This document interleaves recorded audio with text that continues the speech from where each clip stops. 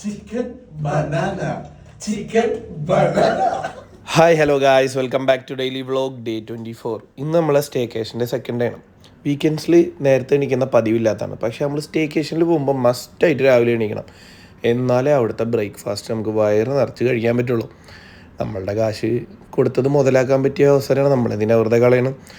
അങ്ങനെ അത്യാവശ്യം നല്ല ബ്രേക്ക്ഫാസ്റ്റ് ആയിരുന്നു. ഒരു മയമില്ലാതെ നല്ല അടി അടിച്ചു. അതിൻ്റെ ശേഷം ബ്രേക്ക്ഫാസ്റ്റ് കഴിഞ്ഞ് തിരിച്ച് റൂമിലെത്തിയപ്പോഴാണ് ചെക്കൗട്ട് ചെയ്യാൻ ഇനിയുണ്ട് 3-4 മണിക്കൂർ ബാക്കി. അപ്പോൾ ആ സമയം നമ്മൾ വെറുതെ കളയേണ്ട ആവശ്യമില്ലല്ലോ, കാശ് മുതലാക്കണ്ടേ.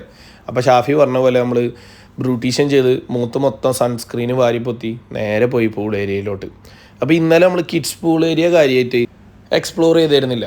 അപ്പോൾ ഇന്ന് നമ്മൾ ആദ്യം തന്നെ പിള്ളേരായിട്ട് കിഡ്സ് പൂൾ ഏരിയയിൽ പോയി അവർ മാക്സിമം അവിടെ ടൈം സ്പെൻഡ് ചെയ്ത് അവരുടെ സ്ലൈഡുകളും അതേപോലെ ചെറിയ പൂളിലൊക്കെ കളിച്ച്.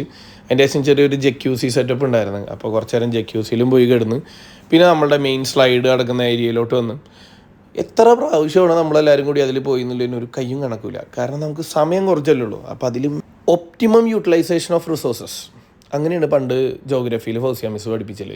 അപ്പോൾ ഒന്നും നോക്കിയില്ല, ആ കുറഞ്ഞ സമയം കൊണ്ട് അവിടെ കിടന്ന് കാട്ടിക്കൂട്ടാവുന്നതിൻ്റെ മാക്സിമം കാട്ടിക്കൂട്ടി. ഒരു 12:15 വരെ ചുരുങ്ങിയത് പൂളിൽ കിടന്ന് അങ്ങനെ പിള്ളേരായിട്ടും ഫാമിലിയായിട്ടും ഒക്കെ കിടന്ന് എൻജോയ് ചെയ്ത് അവിടെ നിന്ന് ചാടി നേരെ റൂമിൽ പോയി ഫ്രഷായി നമ്മൾ നേരെ ചെക്കൗട്ട് ചെയ്യാണ്.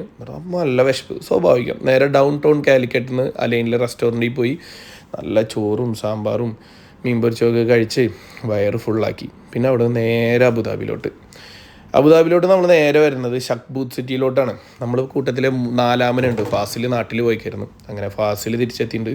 അവിടെ എത്തുമ്പോഴത്തേന് വയ്യാണ്ടായി. അവിടെ കിടന്ന് കുറച്ച് നേരം ഉറങ്ങി.